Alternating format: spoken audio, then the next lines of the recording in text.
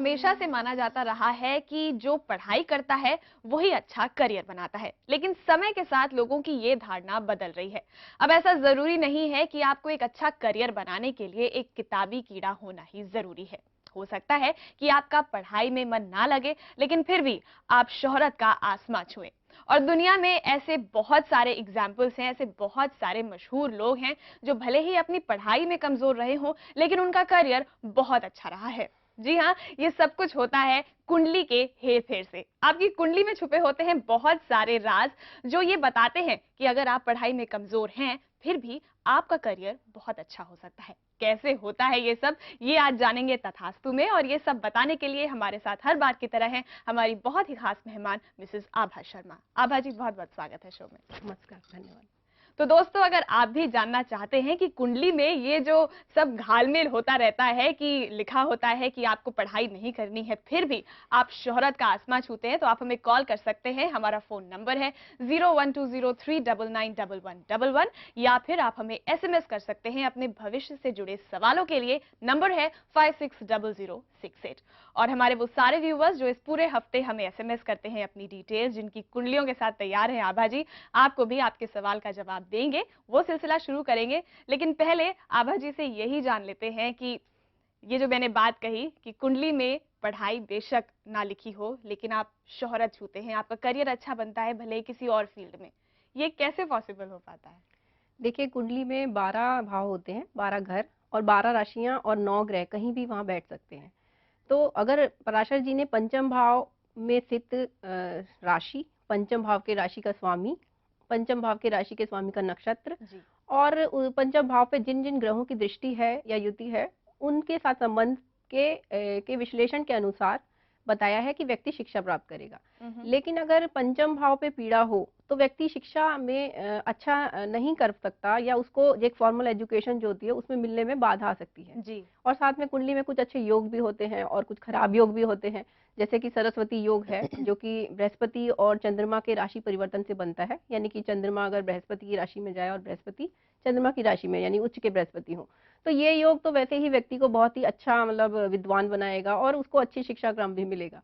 इसी तरह एक शकट योग होता है जो कि जुपिटर और चंद्रमा जो है, बृहस्पति और चंद्रमा, अगर वो 6-8 एक्सिस पे हो, यानी कि एक दूसरे से छठे या 8वें घर में हो, तो ये योग व्यक्ति को बहुत ही ज्यादा स्ट्रगल कराता है, उसको शिक्षा में बहुत बाधा आती है और आगे भी उसे बाधाएं आ सकती हैं। तो इस तरह के कुछ योग वगैरह होते हैं जिसके कारण या तो बच्चा शिक्षा में पिछड़ सकता है और या फिर शिक्षा में बहुत अच्छा कर सकता है। और ये सब स्थिति इसी पर निर्भर करती है कि जन्म के वक्त जो राशियों की स्थिति है और जो ग्रहों की स्थिति है, वो आपके पिछले जन्म के कर्मों के जो संचित कर्म है उसमें से जो प्रारब्ध आप लेके आए हैं इस जन्म में, उसको भोगने के लिए वो जब स्थिति बन जाती है तब जन्म होता है। और उसी जन्म के अनुसार, जो स्थिति के अनुसार ही बच्चे का दृष्टिकोण, उसकी आदतें और उसका इच्छा क्रम जो भी है वो बनता है। यानी कुल मिलाकर ये जो सारे ग्रह हैं हमारी कुंडली में, ये डिसाइड करते हैं कि हम कौन सी दिशा चुनेंगे। इस बारे में और भी बहुत सारी इंटरेस्टिंग बातें हैं, आइए वो भी देखते हैं।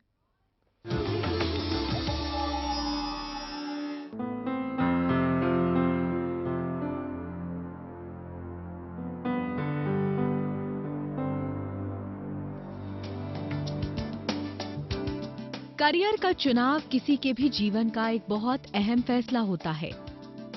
इस एक फैसले पर हमारी पूरी आने वाली जिंदगी टिकी होती है। आमतौर पर ऐसा देखा गया है कि करियर के चुनाव में हमारे पेरेंट्स और फ्रेंड्स की महत्वपूर्ण भूमिका होती है। आम धारणा है कि इस प्रश्न का हल हमें हमारी कुंडली में मिल जाएगा। हमारे करियर के लिए कौन सा फील्ड अच्छा रहेगा, इसमें हमारी कुंडली हमारी मदद कर सकती है। जैसे कि अगर आपका सूर्य उच्च ग्रह में है तो आपका करियर आयुर्वेद, मेडिसिन, खगोल विज्ञान इत्यादि में बन सकता है। इसी तरह अगर आपका चंद्रमा उच्च का हो तो संगीत, चित्रकला, नृत्य कला, रोग विज्ञान और रसायन शास्त्र में आपका करियर बन सकता है। मंगल ग्रह के उच्च में होने से कानून, मैकेनिकल या इंजीनियरिंग में करियर बनाना ठीक रहेगा। बुध की उच्च दशा अकाउंटेंसी, ज्योतिष और मीडिया में करियर बनाने में सहायक है। इसी तरह बृहस्पति के उच्च में होने पर वेदांत, दर्शन शास्त्र या जीव विज्ञान में करियर बनेगा। शुक्र का उच्च भाव photography, hotel management, graphic designing आदि के लिए उत्तम रहेगा। तो शनि का उच्च स्थान इतिहास, मैकेनिकल जॉब और सिविल इंजीनियरिंग के लिए अच्छा है। राहु ग्रह का उच्च स्थान साइकोलॉजी, रिसर्च, स्पेस इंजीनियरिंग आदि के लिए अच्छा है। और केतु का उच्च स्थान भाषाविद, माइक्रोबायोलॉजी आदि विषयों में करियर बनने में मददगार साबित होगा। यानी बहुत ही दिलचस्प सा डिवीजन है कि कौन सा ग्रह बताएगा कि आप कौन से क्षेत्र में जाएंगे। और एक कॉलर जुड़ गई है हमारे साथ देहरादून से, Uma. Hello Uma, good morning. Hello, good morning. जी उमा, क्या सवाल है आपका? हाँ जी, मेरा बेटा है, जी 21 साल में चल रहा है। जी। तो वो ग्रेजुएशन तो कर रहा है मगर उसका पढ़ाई में ध्यान नहीं है, उसका बिजनेस में ध्यान ज्यादा आ गया है। तो मैं पूछना चाहती हूँ कि मैं चाहता था कि एमबीए वगैरह कुछ करे, मगर लग नहीं रहा है क्योंकि वो तो अब प्राइवेट बीकॉम में आ गया है। जी। यानी यानी उसकी जी उसकी डेट ऑफ बर्थ है 18 मई 89। जी। और उमा, आपसे हम ये रिक्वेस्ट करेंगे कि ये जो डिटेल्स हैं, आप अपने बेटे की जो डिटेल्स हमें फोन के जरिए बता रही हैं, ये आप हमें लिखकर एसएमएस कर दीजिए 560068 पर, ताकि उसके बाद आभा जी आपके बेटे की कुंडली बनाएं और बेहतर तरीके से बता पाएं कि उनका ये जो डाइवर्जन हो रहा है दिमाग का, कि आपकी इच्छा है कि वो कहीं और जाएं और वो कोई और दिशा चुन रहे हैं, तो ये बात क्लियर हो पाए। फिलहाल आभा जी आप क्या कहेंगी उमा जी को? देखिए उमा जी, कुंडली में 12 तो भाव हैं ही, साथ ही एक राशि को अगर हम 24 भागों में विभाजित करते हैं तो चतुर्विंशांश की कुंडली बनती है। मतलब एक कुंडली, और उससे पराशर जी ने 16 तरह की कुंडलियों को बनाने को बताया गया है।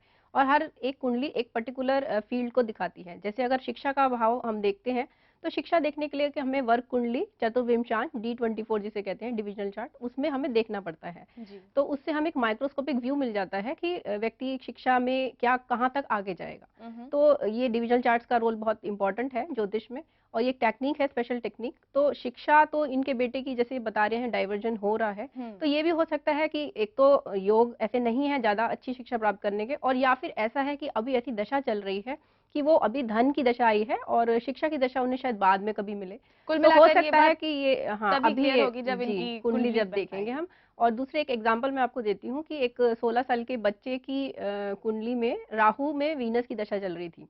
अब राहु और वीनस की दशा और उसका संबंध विवाह या प्रेम संबंध से आता है। जी तो उस बच्चे का ऑब्वियसली उसका पढ़ाई में इंटरेस्ट होना, उसको कमी आ जाएगी और वो उसका मन भागेगा। तो ऐसा जी बच्चा पढ़ेगा कैसे? तो जी। अब ये उसमें उसका दोष नहीं है, क्योंकि दशा ही ऐसी लग गई है कि वो बिल्कुल, तो कर यानी ही ना अगर पाए पढ़ाई में अगर अच्छा। बच्चे का मन जो है वो पढ़ाई में नहीं लग रहा, वो कहीं और भाग रहा है, तो आप उसे मत कोसिए। हो सकता है कि कुंडली में जो दशा है वही कुछ ऐसी बन गई हो कि जो बच्चे का दिमाग है वो कहीं और डेविएट हो रहा है। और यहाँ पर हमारे लिए वक्त हो रहा है कि हम एक ब्रेक ले, तो एक छोटा सा ब्रेक लेते हैं। आप बने रहिए हमारे साथ। हमारा फोन नंबर है 0120399111, और इस मंच के साथ जुड़कर आप डिस्कस कर सकते हैं अपने कोई भी डाउट्स हो कि आपकी कुंडली किस तरह से बताती है कि आप पढ़ाई की कौन सी दिशा चुनेंगे। लेते हैं एक छोटा सा ब्रेक, जल्द लौटते हैं।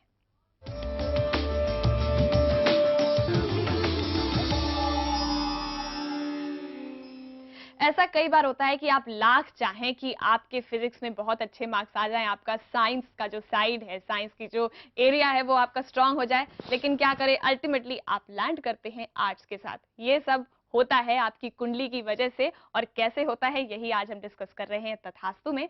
और फिलहाल दिल्ली से अनु जुड़ गई है हमारे साथ। हेलो अनु, गुड मॉर्निंग। लगता है अनु का संपर्क टूट गया है हमसे। बात करते हैं कानपुर से योगेश से। Hello Yogesh, good morning. Hello ma'am, good morning ma'am. जी योगेश, क्या सवाल है आपका? सवाल कैरियर से और हेल्थ से मेरा सवाल है। कुंडली मेरे पास है जी कुंडली, तो मैं जानना चाहता हूँ, थोड़ा तबीयत खराब चल रही है मेरी 2002 से, दवा कुछ लग नहीं रही है। जी। तो चलिए हाँ लग्न मेरा 2 नंबर है, जी और 7वें घर में 8 नंबर की राशि शनि चंद्र बैठे हुए हैं। मैं कुंडली बता दूं अपने आपको? जी। आभा जी, कुंडली सुनना चाहेंगी? डिटेल तो नहीं देख पाएंगे, तो बेटर है एसएमएस कर दे। जी क्योंकि एक और बात है कि कुंडली की सत्यता भी देखनी पड़ेगी, वो उसके लिए हमें चेकिंग के लिए टाइम चाहिए, आधा घंटा। बिल्कुल। तो चलिए, कुंडली की सत्यता देखनी पड़ेगी योगेश, तो आपसे रिक्वेस्ट है कि आप अपनी जो डिटेल्स हैं वो हमें एसएमएस कर दीजिए 560068 पर, ताकि आभा जी खुद से आपकी कुंडली बनाएं और फिर वो बेहतर तरीके से बता पाएं कि आपकी जो करियर और जॉब से रिलेटेड जो भी प्रॉब्लम्स हैं वो कब सॉल्व होंगी और कब आप अपनी मंजिल तक पहुंचेंगे। फिलहाल अपने दर्शकों को ये बता दें कि हमारे पास 2 ऐसे एग्जाम्पल्स हैं, यानी 2 ऐसी कुंडलियां हैं जो ये साबित करती हैं कि अगर आपकी कुंडली में नहीं है कि आप एक पर्टिकुलर डायरेक्शन में जाएंगे पढ़ाई के मामले में, तो आप नहीं जा पाएंगे। आभा जी, सबसे पहले शुरू करते हैं एक ऐसे बच्चे की कुंडली जो एक क्लास में बार बार फेल होते गए, लेकिन फिर भी उन्होंने पढ़ाई कंटिन्यू रखी। जी, ये धनु लगन और वृषभ नवांश की कुंडली है और 14 मार्च 1970 का बर्थ है। ये बच्चा मतलब इनको पढ़ाई में बचपन से ही बहुत प्रॉब्लम आ रही थी। मतलब छोटी क्लास से, पहली, दूसरी, तीसरी क्लास से ही फेल हो जाते थे, पढ़ाई में ध्यान नहीं लगता था। और इनके साथ ये एक प्रॉब्लम है कि पंचम भाव में नीच के शनि बैठे हैं, डेबिलिटेटेड साटन विद मंगल, स्वग्रही मंगल को। तो जो पंचमेश है मंगल, वो पीड़ित हो रहे हैं शनि से, और 11वें घर से वक्री बृहस्पति देख रहे हैं जो लग्नेश है, तो इसके कारण थोड़ा बहुत वो शिक्षा कर पाए। नहीं तो ये मंगल शनि दो मैलेफिक प्लैनेट्स की युति जो पंचम भाव में हो रही है, तो उसके कारण इनको काफी प्रॉब्लम आई पढ़ाई में और ये फेल भी होते रहे। फिर किसी तरह, क्योंकि इनके माता पिता बहुत ही उच्च कोटि के मतलब पढ़े लिखे और अच्छे सम्भ्रांत परिवार से थे, तो वो चाहते थे कि उनका बच्चा पढ़े, तो वो बार बार ट्यूशन लगा के या ऐसे करके पढ़ाने की कोशिश करते रहे।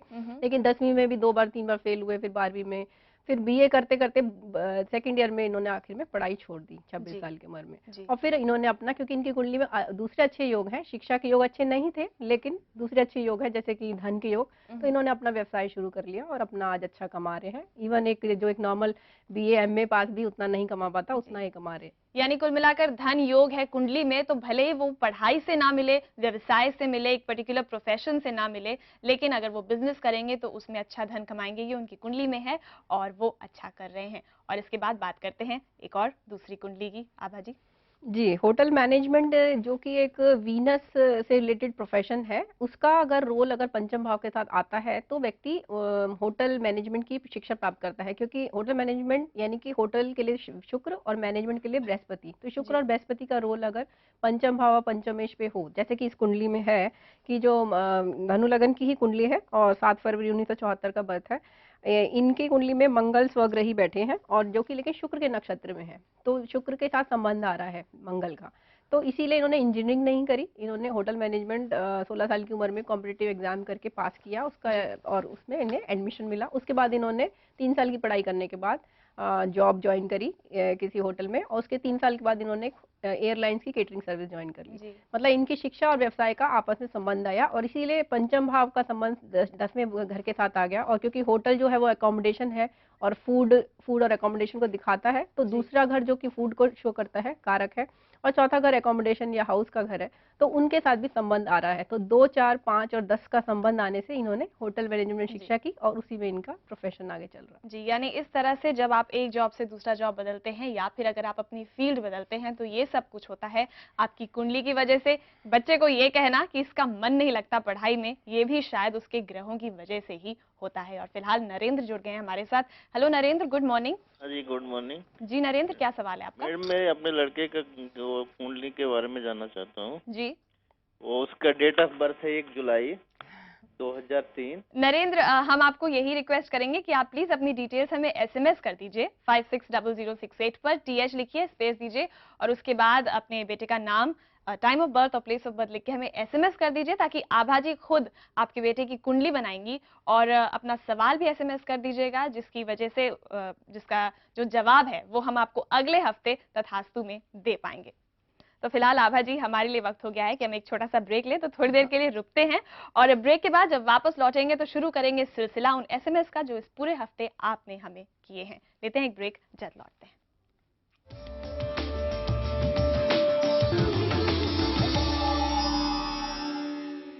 आप देख रहे हैं तथास्तु और अब बारी है वो सिलसिला शुरू करने की जिसका आपको बहुत इंतजार रहता है। वो सारे एसएमएस जो आप इस पूरे हफ्ते हमें करते हैं, आपकी कुंडली के साथ तैयार हैं आभा जी।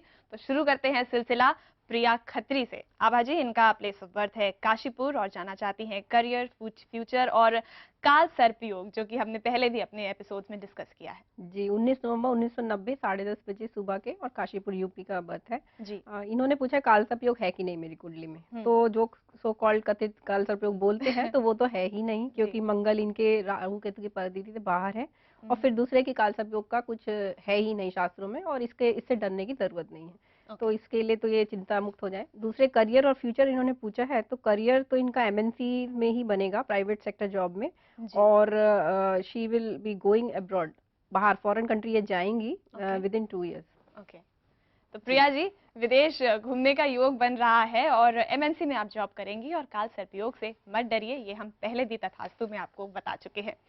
आशीष की बात करते हैं। आभा जी, प्लेस ऑफ बर्थ दिल्ली, जाना चाहते हैं कि अपना खुद का काम कब शुरू करेंगे, सेटल कब होंगे और कौन सा बिजनेस इन्हें करना चाहिए? जी, 15 दिसंबर 1974, 5:45 दिल्ली का बर्थ है, और इनकी कुंडली में दिसंबर 2010 से अच्छे योग शुरू होंगे। बिजनेस के करने के लिए तो इन्हें अप्रैल 2012 तक रुकना पड़ेगा। अभी तो थोड़ा दिसंबर 2010 से अच्छी स्थिति बन जाएगी, थोड़ा बहुत शुरू कर सकते हैं, लेकिन पूरा बिजनेस, अपना बिजनेस, इंडिपेंडेंट बिजनेस करने के लिए अप्रैल 2012 और कौन सी फील्ड में बिजनेस? जी, बिजनेस ये कर सकते हैं पब्लिशिंग से रिलेटेड और गाइडिंग एंड मैनेजमेंट से रिलेटेड, समथिंग अकाउंट्स, फाइनेंस भी इसका रोल आ रहा है। तो ये सब इनसे रिलेटेड अगर फील्ड्स में करेंगे तो करेंगे। दूसरी एक बात और, इनके करियर में थोड़े गैप जरूर होंगे, क्योंकि शनि, वक्री शनि अष्टम भाव से इनके 10वां घर जो कि प्रोफेशन का हाउस है उसको देख रहे हैं, तो थोड़ा बहुत ब्रेक्स वगैरह रहेंगे इनकी लाइफ में, करियर में, बट उससे घबराने की जरूरत नहीं है, क्योंकि शनि जब एक जगह से हटाते हैं तो दूसरी जगह जोड़ भी देते हैं, तो ये तो इन्हें एक्सेप्ट करना पड़ेगा। यानी आशीष, 2012 ऑनवर्ड्स आप अपना खुद का बिजनेस कर सकते हैं और काफी सारे वो फील्ड बताई हैं आभा जी ने जिसमें आप अपना बिजनेस शुरू कर सकते हैं।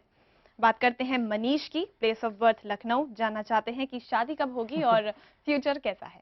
हाँ, शादी के तो ये समय आ ही गया है, सितंबर 2010 से जनवरी 2011 के बीच इनका विवाह हो जाएगा। अरे वाह, तो मनीष, इंतजार लग रहा है खत्म हो रहा है, शादी आपकी बस होने ही वाली है। और फ्यूचर कैसा रहेगा? फ्यूचर इनका ब्राइट है। चंद्रमा धनु लगन की कुंडली है, 13 नवंबर 1980, 9:53 लखनऊ, तो अच्छी स्थिति में है कुंडली, तो ग्रह अच्छे बैठे हैं इनके जी, तो फ्यूचर इज ब्राइट, सब अच्छा है। चलिए बात करते हैं विवेक शर्मा की, प्लेस ऑफ बर्थ है हापुड़ और जानना चाहते हैं जॉब के बारे में और इनका अच्छा वक्त जॉब के लिए कब बनेगा? देखिए, अभी तो इनकी समय आ गया है, दशा लग गई है बाहर जाने की, 3 साल के लिए बाहर जा सकते हैं बिल्कुल, और बाहर जाके पैसा भी कमा सकते हैं। और बस ये थोड़ा सा है कि इनके इस समय पिता की प्रॉपर्टी को लेके कोई डिस्प्यूट हो सकता है, वो एक नेगेटिव फैक्टर है थोड़ा, और मैरिटल हैप्पीनेस में भी कुछ प्रॉब्लम्स इन्हें हो सकती हैं इन 3 साल के पीरियड में। इन्हें एक बात ध्यान में रखनी होगी, अगर ये विदेश जाते हैं और वहाँ पे मतलब इनके संबंध किसी से ऐसे ना हो जिससे इनके विवाह में प्रॉब्लम आए, क्योंकि स्कैंडल्स में फंस सकते हैं, तो इन्हें प्रिकॉशन लेनी पड़ेगी। यानी विवेक, आपको थोड़ा सा चौकन्ना हो जाना है, ये जो भी प्रिकॉशन लेने के लिए आभा जी कह रही हैं, प्लीज उसको गौर से सुनिएगा। बात करते हैं आलोक कुमार की, जिनका प्लेस ऑफ बर्थ है कानपुर, जानना चाहते हैं कि वो फैक्ट्री शुरू करना चाहते हैं अपनी और किस तरह की फैक्ट्री या किस तरह का बिजनेस उन्हें करना चाहिए। जी, 17 नवंबर 1964, 6:20 कानपुर सिटी, बर्थ डिटेल दिए हैं, तुला लगन की कुंडली है और मिथुन नवांश। इन्होंने फैक्ट्री के लिए पूछा है, तो बिजनेस तो 3 साल बाद फरवरी 2013 से ही ये कर पाएंगे, और समथिंग रिलेटेड टू मैन्युफैक्चरिंग का अगर ये कुछ काम करे, और केमिकल, वाटर से रिलेटेड, मिल्क प्रोडक्ट से रिलेटेड, जैसे बिस्लेरी फैक्ट्री भी लगाते हैं लोग, जैसे पानी से रिलेटेड हो गया वो, तो इससे रिलेटेड अगर कोई भी ये करेंगे काम तो इन्हें सफलता मिलेगी। जी, तो आलोक जी, आपको ऐसी बहुत सारी फील्ड्स बता दी हैं आभा जी ने, तो प्लीज इन्हीं में अपनी फैक्ट्री शुरू कीजिएगा। All the best to you. बात करते हैं पवन की, जिनका प्लेस ऑफ बर्थ है दिल्ली, जानना चाहते हैं अपने फाइनेंशियल स्टेटस के बारे में, मैरिज एंड करियर।